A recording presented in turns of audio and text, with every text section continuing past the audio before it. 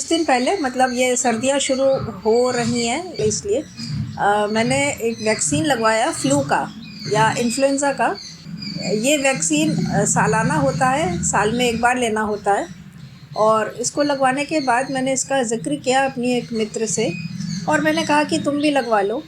तो उसका पहला प्रश्न ही ये था कि अच्छा वैक्सीन, लेकिन इसके साइड इफ़ेक्ट्स। इस बारे में मैंने सोचा और मैंने सोचा क्यों ना इस पर एक वीडियो बनाया जाए, क्योंकि अभी ये भी चर्चा में है कि जो वैक्सीन्स लेते हैं तो उसकी वैक्सीन हेजिटेंसी यानी वैक्सीन से डर जो बना हुआ है बहुत लोगों के माइंड्स में है। कोविड में भी वैक्सीन आए और उसका भी ये बहुत चर्चा रहा, बहुत ये सोच एक है कि इसके साइड इफ़ेक्ट्स क्या थे और बड़े सीरियस साइड इफ़ेक्ट्स बताए गए हैं।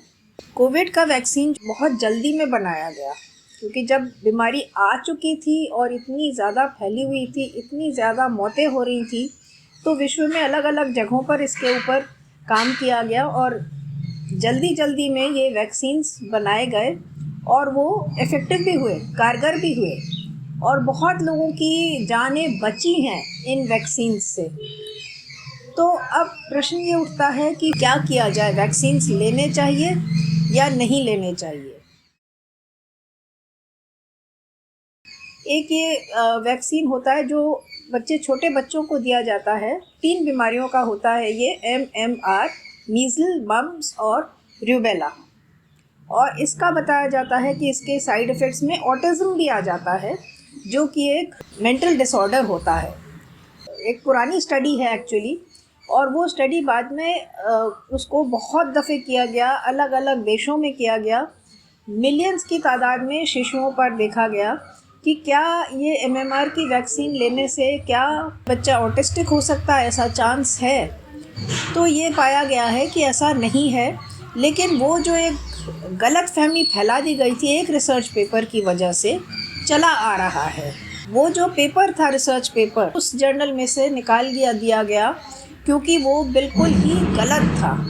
लेकिन वो जो डर उसने फैलाया इतने सालों बाद, वो अभी भी चला आ रहा है और अभी भी लोगों में वैक्सीन्स का डर है। विशेषकर कोविड के समय पर ये उभर कर आया था डर। तो इसलिए कोई भी वैक्सीन की जब हम बात करते हैं तो उसमें सबसे पहले प्रश्न यही लोग पूछते हैं कि क्या इसका कोई साइड इफ़ेक्ट होता है, कहीं ऐसा ना हो कि साइड इफ़ेक्ट इतना स्ट्रॉन्ग हो जाए। तो इस बारे में जो राय है एक्सपर्ट्स की, और जो अभी डॉक्टर्स भी इसके बारे में चिंतित हैं, इसके विरोध में वो एक सोच बनाने की कोशिश कर रहे हैं कि वैक्सीन्स का डर नहीं इतना रखना चाहिए लोगों को, और वैक्सीन्स हमें बचाते हैं तो साइड इफ़ेक्ट तो बाद में होगा, पहले इफ़ेक्ट्स को तो देखिए। तो इफ़ेक्ट पहले ज़्यादा ज़रूरी होता है। साइड इफ़ेक्ट हो भी सकता है, नहीं भी हो सकता है, और किसी भी वैक्सीन को मार्केट में लाने से पहले उसको जो है बहुत अच्छे से देखा जाता है, बहुत अच्छी तरह से स्टडी किया जाता है। विश्व में जो पहले होता था स्मॉल पॉक्स या चेचक जिसे कहते हैं, ये पूरा का पूरा रेडिकेट ही हुआ वैक्सीन्स की वजह से। अवेयरनेस आई लोगों में, वैक्सीन्स लिए गए और अब ये इन्फेक्शन ही अब नहीं है पृथ्वी में। नहीं तो मुझे याद है कि हमारे बचपन में भी हमें भी लगा था स्मॉल पॉक्स का वैक्सीन और उसके बहुत बड़े बड़े निशान हाथ में रह जाते थे। इस जनरेशन में किसी ने ऐसा देखा ही नहीं होगा क्योंकि तब से ही ये रेडिकेटेड है। लोग इससे ब्लाइंड हो जाते थे, अंधे हो जाते थे, आंखें खराब हो जाती थी, हियरिंग चली जाती थी, कान खराब हो जाता था, और बहुत ऐसे लोग होते थे जिनके कि पूरे चेहरे पर पूरा फेस गड्ढों से भरा होता था। लेकिन अब आप ऐसा बिल्कुल भी देख नहीं पाते हैं क्योंकि स्मॉल पॉक्स अब किसी को होता ही नहीं है। इसी तरह से पोलियो है। पोलियो भी एक इस तरह का क्रिपलिंग एक डिजीज़ थी जिससे कि हाथ या पैर इफेक्ट हो जाता था और जीवन भर उस व्यक्ति को भुगतना पड़ता था, क्रचेस पर चलना पड़ता था। तो ये सारी चीज़ें अब ख़त्म हो गई हैं। पोलियो अभी भी पूरे के पूरे इरेडिकेट नहीं हुआ है विश्व से, कभी कभी एक आध कहीं कहीं पर इस तरह के केसेस आ जाते हैं, लेकिन वो भी शायद अब कुछ दिन बाद तक ये पोलियो भी पूरा ख़त्म हो जाएगा। इससे पहले हमने और एक वैक्सीन लिया था, वो था निमोनिया का। तो निमोनिया का वैक्सीन जो हमने लिया था वो लेना होता है साल में एक बार, लेकिन 2 साल लगातार, कंसेक्यूटिव 2 इयर्स निमोनिया का वैक्सीन भी लेना चाहिए, क्योंकि निमोनिया भी एक जानलेवा बीमारी हो सकती है। ये एक हॉस्पिटल एक्वायर्ड डिजीज़ भी हो सकती है कि आप गए थे हॉस्पिटल में ट्रीटमेंट कराने हार्ट का और मृत्यु हो गई निमोनिया से। तो इसलिए निमोनिया का वैक्सीन भी अगर ले रखा है तो उससे कम से कम ये एश्योरेंस हो जाती है कि ऐसा नहीं होगा, निमोनिया से बचे रहेंगे। और अगर कभी कभी हो जाता है कि वैक्सीन लेने के बावजूद भी हो जाता है, लेकिन फिर वो बहुत माइल्ड होता है, बहुत कम होता है। जैसे कोविड के टाइम पर हुआ था कि 2 वैक्सीन्स लेने के बाद भी कोविड हो गया लोगों को, लेकिन इतना इस हद तक नहीं हुआ कि वो जानलेवा हो जाए। तो इसलिए वैक्सीन्स से इतना डर नहीं होना चाहिए और उसके एडवांटेज को देखना चाहिए। जो हम वैक्सीन लेते हैं किसी एक चीज़ के लेते हैं, या तो हमने उसको मुंह के ज़रिए लिया है या वो हमारे ब्लड में गया है, वो तो हमारे पूरे शरीर में ही फैलेगा और उसका हर ऑर्गन पर ही कुछ ना कुछ असर तो पड़ेगा ही।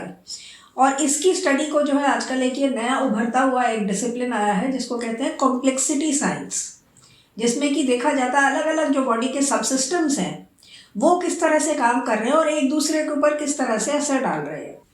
अब एक अच्छी बात जो मैं बताना चाहती हूँ कि निमोनिया का वैक्सीन ऐसा ही एक है कि आपने लिया है तो उसका बुरा साइड इफ़ेक्ट नहीं है, साइड इफ़ेक्ट उसका अच्छा है और अनएक्सपेक्टेड है। ये जो अध्ययन हुए हैं, जो शोध अध्ययन हुए हैं, ये रिसर्च स्टडीज़ हुए हैं कि निमोनिया का जो वैक्सीन लेते हैं उससे डिमेंशिया यानी कि जो हमारी भूलने की या हमारी ब्रेन की जो डीजेनरेशन होती है, ब्रेन जो इतना काम नहीं कर पाता, तो वो अच्छा रहता है और डिमेंशिया से हम बच जाते हैं।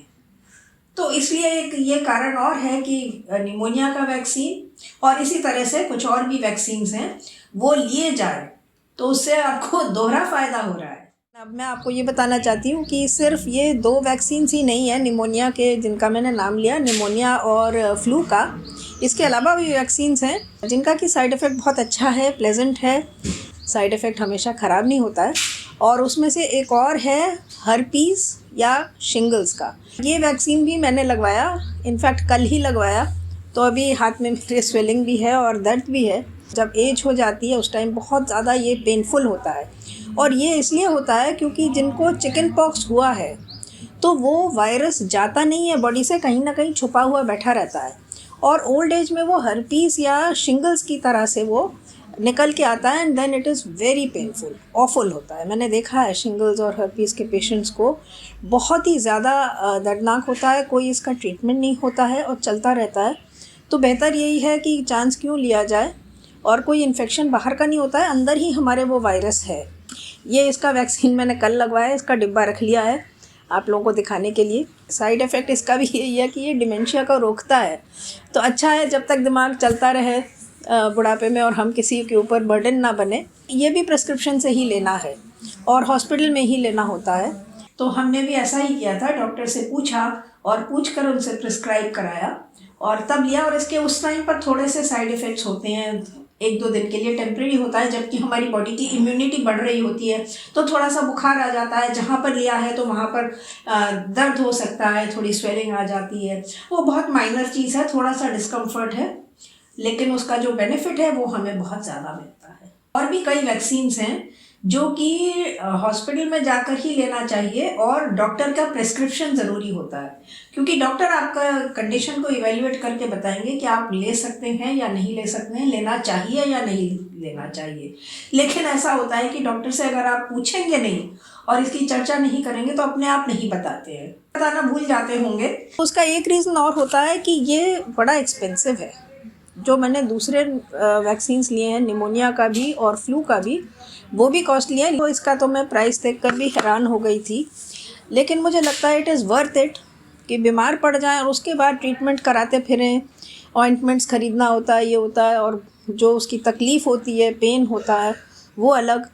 तो ये अपने हर एक की इंडिविजुअल की सोच है कि ले या नहीं ले।